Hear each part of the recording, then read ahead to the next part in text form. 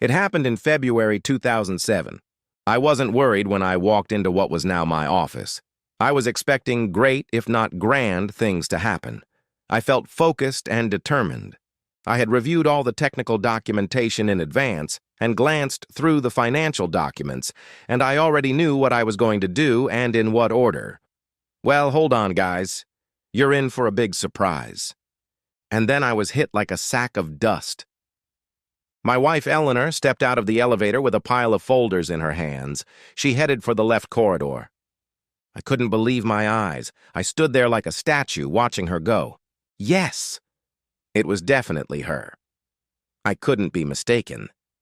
She had lost weight over the past couple of years, but otherwise she hadn't changed a bit. Confused, I didn't know what to do. I was frozen in place until my wife opened the last door in the hallway. Then I quietly called out to her, "Elin!" She turned around abruptly and froze in fear, and I walked towards her like a sleepwalker. I came up close and hugged her. I acted on autopilot. I just hugged her and held her close. We stood there for about half a minute. Then Elle said calmly, "Eric, let go. Take your hands off me. I have to go." I took my hands off her, and she went into the office marked Archive, closing the door behind her. Damn, I was shaking. Like a drunk, I walked over to a row of chairs and plopped down on one. I was afraid I would fall. My legs were giving way. A security guard, a big black guy, approached me warily. "Sir, are you all right?" I glanced at his badge. "No, Giles, I'm not all right. I'm an idiot." "Sir, you look sick. Not an idiot. Excuse me, who are you here to see?" I rubbed my face with my hands. "Samuel Hunt. I'm his new assistant." "Oh, sir, congratulations on your new job." "It's on the 3rd floor, down the hall to the left. That's the director's office." "Thanks, Giles. I know. I'll just take a minute to collect myself and then I'll be on my way." He asked cautiously, "And our Eleanor, who is she to you?" "My wife, Giles." "She's my wife." He shook his head in surprise. "Oh, well. The next day I went to the archives. Eleanor was sitting at her computer typing something on the keyboard. She didn't respond to my hello. Approaching her desk cautiously, I asked, "Elin, can I talk to you?" To be honest, I was terrified that she would just get up and disappear, vanish into thin air like a ghost. It was unthinkable that we had met like this.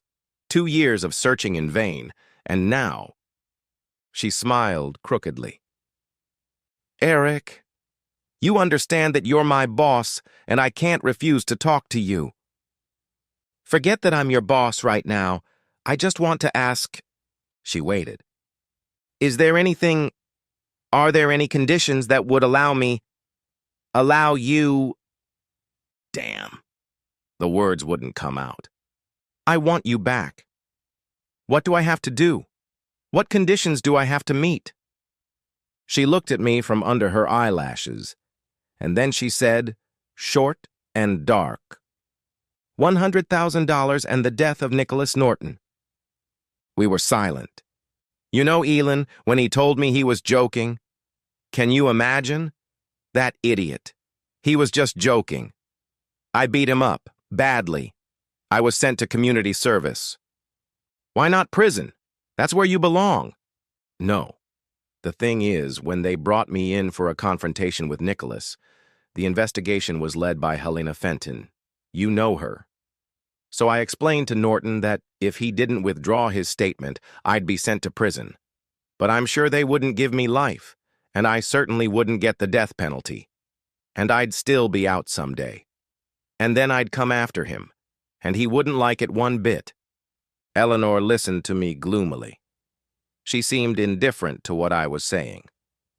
I continued. He dropped the charges. He explained that he provoked me into a fight. I got 4 months of community service and another 4 months of probation. I think he's been punished enough. Elin pursed her lips, narrowed her eyes, and croaked angrily. You didn't cripple him, did you?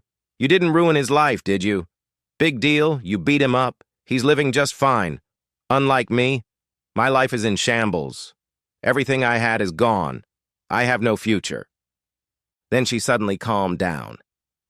"Eric, this is a pointless conversation. You're wasting your time and mine. I have to work. I'm sorry." "Thanks for listening." And I left. A couple of days later, the door burst open and Eleanor flew into the office. She rushed over to the table and shoved her phone screen in my face. "What is this?" I looked up from the monitor. "This? Well, it's a phone." "This! What is this?" She shook the phone. I looked closer. The screen showed a page from Eleanor's bank account. "Oh, this question mark. Don't play dumb. Did you transfer the money? Why did you do that?" Carla peeked into the office. "Eric, I'm sorry, but I couldn't stop her." "It's okay, Spencer. Don't worry. Everything's under control." "Well, okay," Carla said doubtfully, and quietly closed the door. I turned to Eleanor. "Elin, honey." "I'm not your honey. Don't you dare call me that." All right, Mrs. Wilkerson." Another shout followed. "I'm not Wilkerson. Do you understand? My last name is Ross." She had taken back her maiden name. I cursed under my breath and made another attempt. "Mrs. Ross, yes, it's me. I transferred the money, but—" I was interrupted again. "Are you trying to make up for what you did? Are you trying to ease your conscience? With money? To look like a good guy? You want to be all nice and fluffy? It's no use, Eric. You're wasting your time. You'll burn in hell." "Ellie, I'm sorry." "Mrs. Ross, you said yourself that if I gave you 100,000, you'd come back to me." "I understand. It was sarcasm." "No, Eleanor, I'm not insisting that you keep your promise. No. And I understand that I deserve hell. But you have a child." "That's none of your business," Ross snapped. "It's none of your damn business. Got it?" There was a moment of silence. Elin was breathing heavily and staring at me. I waited for her to calm down a little and continued. "I've made some inquiries. The girl is sick. She needs treatment. The sooner she starts treatment, the more likely she is to recover. This money isn't for you. This $500,000 is for Ursula. Now you can find the best doctors." My wife froze. She was thinking, weighing things up inside her head. I added, "It's the least I can do for you, Eleanor. If you need anything else, just say the word. After all, if you want my life, take it. I know it sounds corny, but I've been looking for you for 2 years. I had a team of detectives working on you, and now that I've found you—" God, I took a deep breath. A lump in my throat made it hard to speak. "Elin, dear." I ignored her fierce gaze. "It was God who brought us together. It couldn't be anything else. I don't want to lose you again." I tried to be sincere. Elin closed her eyes and her lips trembled tearfully. A tear ran down her cheek. She abruptly walked around the table, grabbed me by the collar of my blazer with both hands, and shook me like a naughty cat. "I hate you. Do you understand? I hate you. You. She swung her arm and slapped me so hard that stars danced before my eyes. "I hope you die." She turned and stormed out of the office. Carla peeked in again. "Eric, is everything okay?" "Oh!" She opened her eyes wide in surprise. I was even embarrassed. Well, okay. It happens to everyone." "Did you accidentally bump into Eleanor's fist?" "Come on, Carla, don't be sarcastic. I feel bad enough as it is." "You need some ice. I'll get it right away." Spencer bustled around me. I asked, "Carla, let's keep this between us, okay?" "It's fine with me," the secretary shrugged. "You deal with your family." But despite all the treatment, the bruise remained. I entered the archive and headed straight for Eleanor's desk. My wife did not respond to my greeting, but continued typing silently. Then I placed a newspaper with a note circled in marker in front of her. Elaine glanced at the text, and her eyebrows shot up. She looked up at me in surprise. Then she frowned, looked meaningfully at the ceiling behind me, and announced harshly, "Eric, I'm inviting you to lunch today, at Trattoria, at 12:00. She looked behind me again and added, "You're paying." "Is that the cafe across the street?" "Yes, that's the one. We need to discuss something." "Okay." I turned and left the office. At the cafe, I ordered beef with asparagus, and Eleanor ordered seafood cutlets.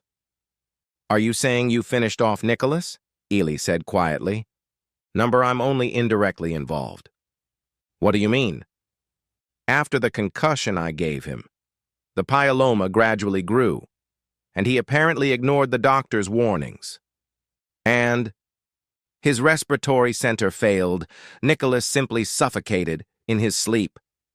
"Tell me more. I want to enjoy his agony."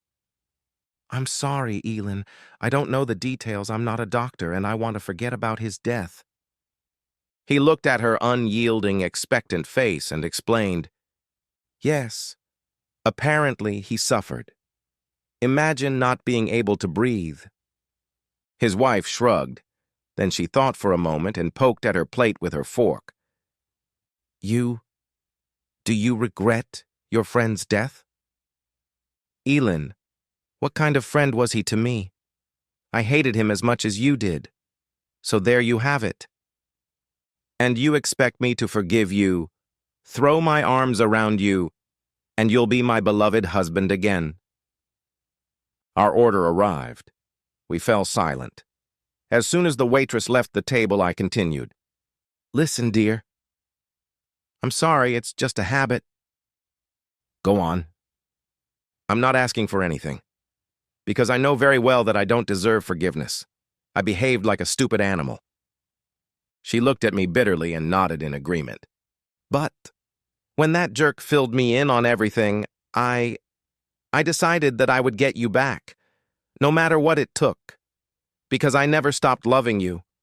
I will never give up trying, and I will do everything I can to... Well, there you go. I've done something. If there's anything else you need, just let me know." And then they ate in silence. In the office lobby, his wife said quietly, "Eric, don't come to me. It's unnecessary. I have my life, you have yours." "Okay, Ellie, but if you need anything, you know where to find me." I called in sick to work. Eleanor Ross lived on Williamsburg Court on the second floor of a small house divided into 4 small apartments. While Aylin was at work, I decided to talk to Chloe. Chloe is Ellen's mother, that is, my mother-in-law. I needed an ally. Cleo Ross recognized me instantly and lost her temper just as quickly. Blocking the doorway, she hissed, "What are you doing here? What do you want?" "Mom, I came to talk." "You should have talked earlier. You ruined her life. What do you want now?" "Mom, I want to fix everything." Cleo exploded. "Fix it? Fix it? How can you fix something like that?" The neighbor on the right looked out at the noise. "Cleo, is this young man bothering you?" "Don't worry, Amir, I can handle it." I decided to press the issue. "Mom, I transferred $500,000 to her card. Honestly..." Then he immediately added, "I didn't say it right. It's hard to fix this. I want to help. I really, really want to help." My mother-in-law stared at me doubtfully. You gave Eli $500,000? "Well, yes. I have savings. I was trading binary options. And I have a good salary. Here, I wanted to know what else I could do. She doesn't want to talk to me." "What did you expect after everything that happened?" "Mom, is it okay if I call you that out of habit? Mom, I want to talk to you, to figure out what needs to be done. I know about the girl. She needs help. I want to help." Chloe raised her eyebrows and stepped aside. "All right, come in." We talked in the living room. My mother-in-law briefly recounted her daughter's story. When I kicked her out of the house in November, she was in shock for a couple of months. She cried and didn't leave her room. On New Year's Eve, she dressed up, put on makeup, and left. She was brought back drunk out of her mind. 3 weeks later, it turned out she was pregnant. Chloe tried to persuade her daughter to have an abortion. But Eleanor said that she herself had experienced the betrayal of a loved one and knew what it was like, and she would not do that to her child. Ursula was born. The doctors immediately diagnosed cerebral palsy. The child had been conceived while the mother was intoxicated. There is also a suspicion that the girl's father suffered from severe drug addiction. That's how it was. Shame, pity, and bitterness left a lump in my throat. I said, "Chloe, I wanted to ask you to talk to her. Don't let her refuse my help." I took my mother-in-law by the hand. "Claire, I'll do anything for her. I'm ready to do anything, believe me. A house, money, a car. I don't know what else." She asked, "What about this bruise? Was that Ellie refusing so strongly?" "Yes, Mom, she did that." "What did you say about your salary?" "I forgot." "Well, I make $180,000 now. I made $160 at my old job. There in Harrisburg, my boss was Ezra Hunt, Samuel Hunt's brother. They basically handed me over to him. I didn't refuse. And thank God for that. That's where I met Eleanor." "Okay, Eric, I'll talk to her." June 16th, 2010 was a momentous date. Ursula walked. She took 4 whole steps without her walker. She pulled herself away from the bed, took 4 determined steps, and fell safely into my arms. 4 steps! 4 steps right away! Do you think that's not much? 3 years of work and only 4 steps? You just don't know what it cost us. We constantly traveled to rehabilitation centers for children with cerebral palsy. We were in New York, San Francisco, and Houston. We flew to Sochi twice. It's good there. They have an informal attitude towards children and a comprehensive approach to the problem. I found one person who successfully restored functions in children with paralysis. His name is Valentine Dykul. He's not a doctor, but he works successfully with children with cerebral palsy. We started corresponding, and I ordered some devices for my daughter based on his drawings. Yes, for my daughter. I adopted Ursula. And this Dykul turned out to be a completely selfless person. There is a saying, nerve cells cannot be restored. That's not true at all. They can be restored, especially in children, but the medication costs a fortune. My goal was to restore my daughter's brain function as much as possible. We spent all our savings on the prescribed medications without hesitation. 6 months after we met, Eleanor quit her job to take care of the child. Doctors recommend that sick babies be in constant contact with their mother's body so that they can feel and adapt to her movements. Ellen and Cleo took turns carrying Ursula in a kangaroo backpack. My wife had a difficult life. Massages 4 times a day, passive gymnastics, developmental games, visits to a speech therapist, hippotherapy sessions, swimming lessons. An entire gym in the house is reserved for our daughter. Lots of exercise machines and developmental toys. It turns out that there is such a thing as an anti-gravity treadmill. But the ones on the market are designed for adults. They were made in England. I flew to Albion and ordered the same one, but for a child. With some improvements, I am the technical director after all. My wife and mother-in-law worked hard on raising and developing our daughter. When I came home from work, I also joined in. And I am sure that we will cure our girl. If not completely, then she will become a normal member of society. I am absolutely sure of it. We are already seeing results, and they are very encouraging. Very. 4 steps. Damn it. 4 whole steps. Everything will be fine. That night, for the first time in the 3 years we had been living together, Eleanor made her way into my bedroom. It wasn't lovemaking. It was more like punishment. Punishment for me. And for her. After finishing this terrifying execution, Eleanor collapsed next to me. I lay silently and motionless, in shock from what had happened. My wife whispered, 5 years, damn it, 5 years without a man. She sat up, crawled closer, laid her head on my shoulder, and stubbornly said, I hate you.